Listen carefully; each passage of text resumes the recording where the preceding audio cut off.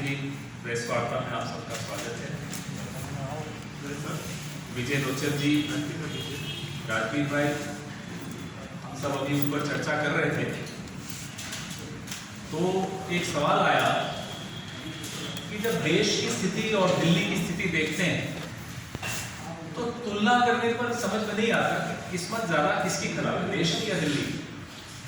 जो चारों तरफ दिख रहा है, हर वर्ग परेशान है, किसानों को देखकर रूह कांप जाती है किस तरह से ठंड में सड़क पर पिछले 40 दिनों से 40 दिन से भी ऊपर ही हो गए संघर्ष कर रहे हैं और उनकी सुनवाई नहीं है, उल्टा उनकी बेइज्जती की जा रही है, अपमान किया जा रहा है, उनको तरह तरह की उनके बारे में बातें की जा रही हैं। आप पहली बात कर लीजिए, मैं रुक जाता। देश की भी स्थिति लगभग वही और दिल्ली की स्थिति आप सबके सामने है। बार बार इस मंच से हमारे कई नेता आकर बताते रहते हैं कि दिल्ली में क्या स्थिति, और आप खुद अनुभव कर रहे हैं दिल्ली की स्थिति क्या है। दोनों में तुलना करें तो बहुत कुछ समानता है। दोनों दुष्प्रचार करके सत्ता हासिल किए, कांग्रेस पार्टी के खिलाफ अलग अलग तरह के झूठ फैलाकर सत्ता में आए, और अब जब सत्ता में आ गए तो सिर्फ विज्ञापन और प्रचार करके सत्ता में रहना चाहते हैं। दुष्प्रचार से आए, प्रचार से बना रहना चाहते हैं। प्रचार करिए, कोई आपत्ति नहीं, उस प्रचार में कहीं तो कुछ सच हो, उस दुष्प्रचार में कहीं तो कुछ सच होता। अब आपके सामने है, कभी 2G बोलते थे, कभी CWG बोलते थे, सबके सामने है क्या हुआ 2G में, क्या हुआ CWG में। दुष्प्रचार का उदाहरण में दें। और यहां जो मुख्यमंत्री हैं वह भी उसी मॉडल से आए हैं, दुष्प्रचार करके, झूठ बोलकर, असत्य फैलाकर। और अब जब आ गए हैं तो करोड़ों करोड़ों का खर्च कर रहे हैं सिर्फ और सिर्फ अपने प्रचार पर, सिर्फ और सिर्फ झूठे विज्ञापन। एक उदाहरण आज आपके सामने में लाया। हम भी सत्ता में, सरकार में थे, लोचर जी और हम सब सुबह से शाम तक संघर्ष करते थे सरकार में रहने पर, कैसे समस्याओं का निराकरण करें। पॉल्यूशन उस वक्त भी एक मुद्दा था। पराली शब्द हमने नहीं सुना था, दिल्ली वालों ने नहीं सुना था कि दिल्ली की मुख्यमंत्री, दिल्ली के MLA राजवीर भाई, कोई भी ऐसा आकर बोले कि नहीं साहब हमारी वजह से नहीं हो रही, किसानों की वजह से। ये पिछले 6 साल में, 5 साल में एक फैशन बना दिया अरविंद केजरीवाल जी ने कि कैसे अपनी जिम्मेदारी से बच के भागना, कभी किसको, किसी और को जिम्मेदार ठहरा दो, कभी और कोई नहीं मिला तो एक किसान को आप जिम्मेदार मान।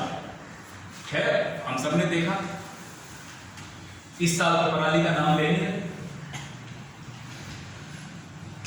बड़े बड़े विज्ञापन हमने पराली पर इन्होंने देखे कि साहब एक घोल आया है, पूसा डिकम्पोजर।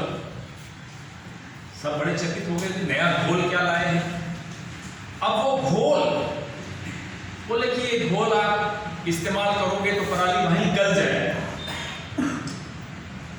करोड़ों के विज्ञापन, अनुमान लगाया यहां हमारे विशेषज्ञों ने तो 10 करोड़ के लगभग का विज्ञापन इन्होंने पराली के उस पूसा डिकम्पोजर पे इन्होंने वो विज्ञापन दी। अपने आप को RTI का बहुत बड़ा ये एक्सपर्ट समझते हैं कि भाई RTI के एक्टिविस्ट थे, RTI ने भी जवाब बोल बोल करते सत्ता में आने के बाद। खैर, हम भी सरकार में रहे तो मालूम है कि विज्ञापन कितने में कौन सा विज्ञापन होता है। 10 करोड़ लगभग का इन्होंने खर्चा किया पराली के उस घोल पे विज्ञापन में, दिल्ली के किसानों के। दिल्ली में अब लगभग 5800 हेक्टेयर जमीन पर धान की खेती होती, कम हुई, पहले ज्यादा होती थी। इस साल का मैं आपको औसत बता रहा हूं। उसमें से 800 हेक्टेयर जमीन पर नॉन बासमती चावल लगाया जाए और उसकी जो पराली होती है किसान खेत में ही जाते। अब जब इनके ये विज्ञापन आए कि पराली को गला देगा, कि ये घोल क्रांतिकारी घोल है, इनका तो हर चीज क्रांतिकारी होती है। जब से आए क्रांति ला रहे, दिख रही है क्रांति छावतर, बोले क्रांतिकारी घोल है। तो किसानों ने भी अप्लाई किया। अब दिल्ली के 39 गांवों में 310 किसानों को यह घोल मिला। अप्लाई तो ज्यादा लोगों ने किया, 1200 से अधिक किसानों ने अप्लाई किया, लेकिन इन्होंने सिर्फ 26% किसानों को यानी कि 310 किसानों को ये घोल दिया। अब इस घोल की भी बड़ी मजेदार आपको मैं आंकड़ा देता हूं। इस घोल का खर्च कितना है, विज्ञापन पे कितना खर्च हुआ था? 10 करोड़। ये पूसा बायोडिकम्पोजर जो घोल है 40,000 रुपए का लिया। 40,000 रुपए का घोल और उसके अंदर बेसन और गुड़ मिलाते हैं, वो है 35,780 का, तो कुल मिलाकर 75,780 रुपए का ये घोल। मैं बार बार दोहराऊंगा, 10 करोड़ का विज्ञापन था और 75,780 रुपए का घोल था। इसमें ट्रांसपोर्टेशन, ट्रैक्टर जो खर्चा था वो था 13,20,000।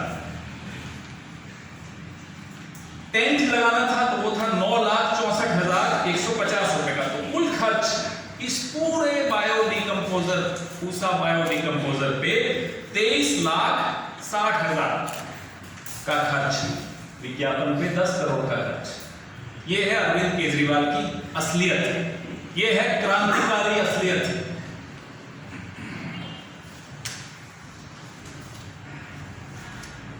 अब बताया क्या गया विज्ञापनों में, टीवी पर, अखबारों में, पेज 1 पर, सब जगह विज्ञापनों में बताया कि ये भाई पूसा के हवाले से बताया जा रहा है कि 1 हेक्टेयर में 4 कैप्सूल लगेंगे।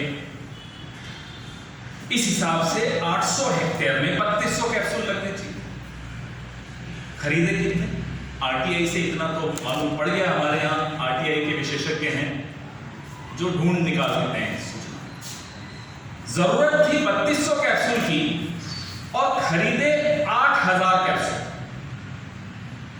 ये 4800 कैप्सूल कहां हैं, क्यों खरीदे हैं, कहां इस्तेमाल हो रहे हैं? जिन किसानों ने मांगे उनको आपने नहीं दिए, 1200 ने मांगे आपने 310 को दिए। इस घोल में भी कोई घोल है, बड़े क्रांतिकारी घोल लाए सब। अब जिन खेतों में इस घोल का इस्तेमाल हुआ, कहा गया, दावा किया गया कि 20 दिनों में पराली गल जाएगी। पूछिए जाकर, आप सब तो खोजी पत्रकार हैं, सबको मैं पहचानता हूं, एक से एक खोजी पत्रकार सामने बैठे, जाकर किसानों से पूछिए कितने, क्या गली या नहीं गली। 15 सदस्यीय एक समिति बनाई इस सरकार ने, उसकी रिपोर्ट पढ़ लीजिए, मालूम पड़ जाए कि घोल का घोल क्या था। 4 की जगह 10-10 कैप्सूल अगर आपने इस्तेमाल किए, पराली गली या नहीं गली, इस सब की जानकारी अब सीबीआई जांच से कम में तो और काम चलेगा नहीं। इसमें सीबीआई जांच होनी चाहिए कि 10 करोड़ रुपए आप खर्च करते हो विज्ञापन पे, 75,000 का घोल है, 23 लाख टोटल खर्च कर देते हो, 23,60,000 आप इस घोल को वितरण में और टेंट लगाने में और उसका नतीजा क्या है? What is the result? जो आपका तथाकथित क्रांतिकारी आप कदम उठाते हो, उसका नतीजा भी तो आना चाहिए। तो हम ये मांग करते हैं कि इस पूरे गोलमाल की या घोलमाल की सीबीआई जांच होनी चाहिए। We demand the CBI inquiry into this scam of Pusa Biodecomposer initiated by the so-called revolutionary Chief Minister of Delhi.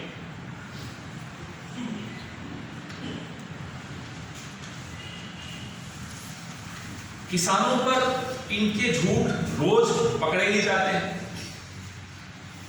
अब आपने सुना होगा कि भाई किसान मित्र योजना, चुनाव से पहले, ठीक पहले, किसान मित्र योजना की इन्होंने बड़ी बड़ी बातें की, विज्ञापन भी निकले, बातें भी की, और अब चुपचाप से जब काम किए बगैर सिर्फ घोषणाएं करनी होती तो बड़े बड़े विज्ञापन आते हैं, और जब फेल हो रहे होते हैं तो चुप हो जाते।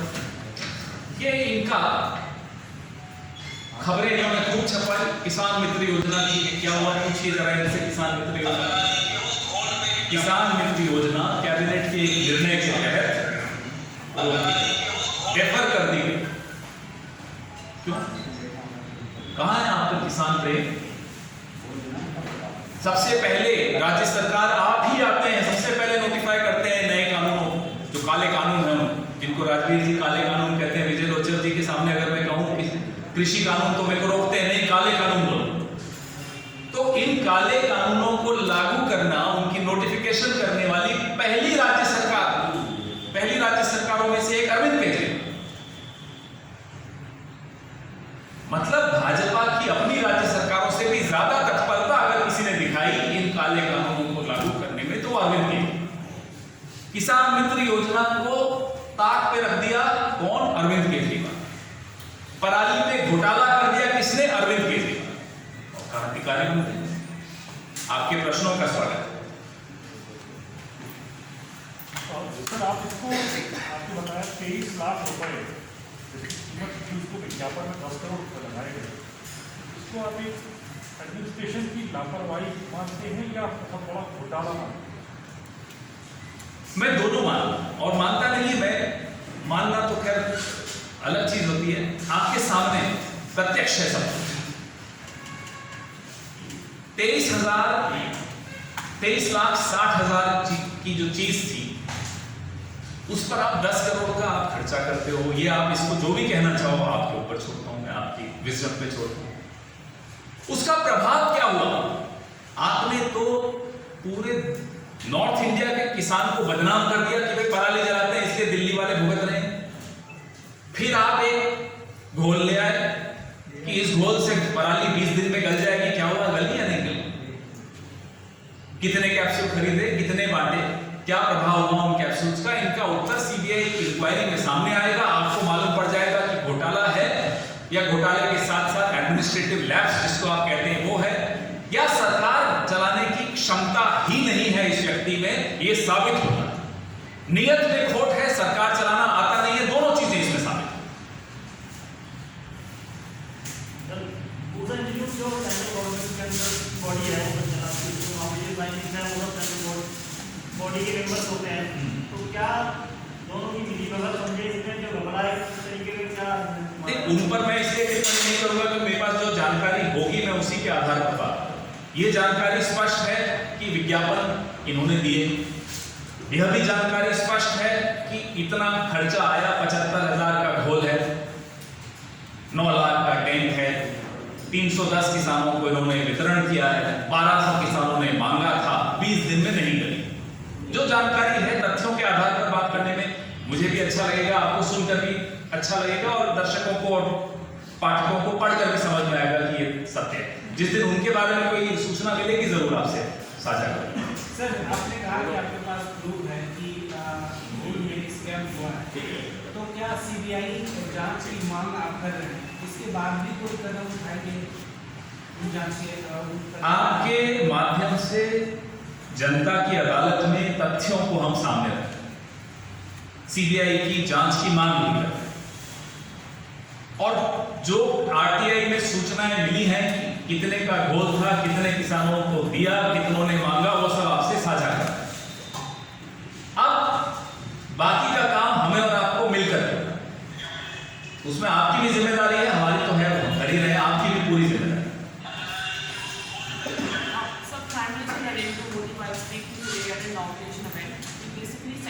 I am knowing that India will have the largest rollout of vaccine, and public do not have to fear with the rumors coming in. Even if the people were not afraid, after what the Prime Minister has said, people will be afraid because he has lost the trust of the people. There is a major trust deficit when it comes to every word uttered by the Honorable Prime Minister of India, Shri Narendra Damodar Das Modi. Because whatever he has said so far, he said in 21 days we'll defeat Corona. Have we defeated Corona? I won't even go down the road and remind you of the other claims and promises that he made, whether it's of jobs, whether it's of doubling and tripling of farmers' income, and look what he's done to the farmers. Whether it's creating new jobs, we've lost existing jobs. So I won't remind you of the other promises that he made and broke. So every time the Prime Minister says something, we should pause and come up with a huge question mark because there is no trust. People have no faith anymore in this man called Narendra Modi. Sir, एक और सवाल, कई बार प्रधानमंत्री और कई बार कृषि मंत्री ये कह चुके हैं खासतौर पर वो आपकी पार्टी पर आरोप लगाते हैं कि आप लोग किसानों को भड़काकर आंदोलन कर रहे हैं। कभी कहते हैं कांग्रेस अप्रासंगिक प्रासंगिक है और फिर कहते हैं आंदोलन भी कांग्रेस चलाती है। अरे भाई इतनी अप्रासंगिक है तो आंदोलन कैसे चला? और हम राजनीति में दिन में 3 बार कपड़े बदलने के लिए नहीं है ना। प्रधानमंत्री को अच्छा उनको लगता है वो राजनीति में इसीलिए कि दिन में 3 बार कपड़े बदले, शॉल बदले, दाढ़ी बढ़ाएं। हम इसलिए नहीं है राजनीति। हम राजनीति में हैं इन मुद्दों पर अपनी आवाज बुलंद करने के लिए, किसानों को अपनी आवाज देने के लिए। वो किसान हो, बेरोजगार नौजवान हो, महिला सुरक्षा का विषय हो, कोई भी ऐसा विषय हो जो इस देश के किसी वर्ग को आंदोलित कर रहा हो, उद्वेलित कर रहा हो, आक्रोशित कर रहा हो, कांग्रेस पार्टी उनके लिए सजग, हमेशा सदैव तैयार मिलेगी। आज से नहीं, 136 साल से हमारा यही इतिहास है।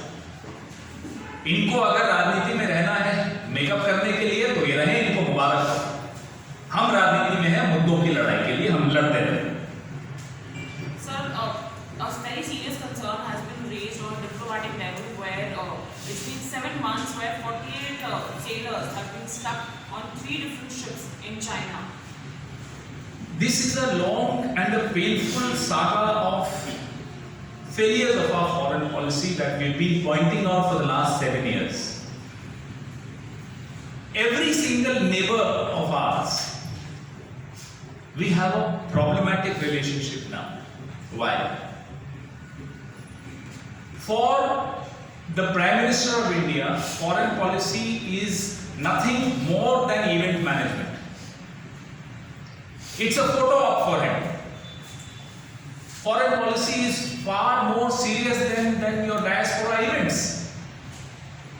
And I hope that the Prime Minister realizes now, because all the misadventures of our foreign policy over the last 7 years are coming back to haunt us. Where is our heft? Where is our diplomatic clout? Where is the goodwill earned over the last 70 years from successive governments? Where is that goodwill? Therefore, with great pain in our heart, we question the horrible foreign policy of this government over the last 7 years. The country is paying a heavy price of these failures. कल जो 2 कानून के जो 2 उनके मुद्दे थे वो पास किए गए, तो किसानों में भी एक तरह की कहीं ना कहीं खुशी थी जाहिर दिखाई गई। तो क्या वो कहीं ना कहीं अपने जो किसान बैठे हैं उनमें कहीं किसी तरीके का कोई ऐसा निचोड़ ना जाए, इसलिए वो खुशी जाहिर कर रहे हैं, या वाकई मान उनकी मांग? देखिए, किसानों के बिहाफ पर या उनकी तरफ से तो मैं नहीं कुछ बोल सकता, लेकिन काफी किसान यूनियन से हमारे साथियों ने भी बात करते रहते हैं, सुबह से शाम तक किसान ही हैं दोनों हमारे साथ जो बैठे हैं। आप भी कई लोगों को जानते हैं। किसी टीवी डिबेट पे भारतीय किसान संघ जो कि राष्ट्रीय स्वयंसेवक संघ का हिस्सा है, उनसे भी मेरी बात हो रही थी। आज तक एक भी ऐसा किसान यूनियन नहीं मिला जिससे सलाह लेकर ये कानून, काले कानून बनाए। तो अब जो भी हो रहा है, जब तक किसान संतुष्ट नहीं होता, हमारी हैसियत नहीं है हम 3 जो यहां बैठे हैं कि हम कह दें हम संतुष्ट हैं।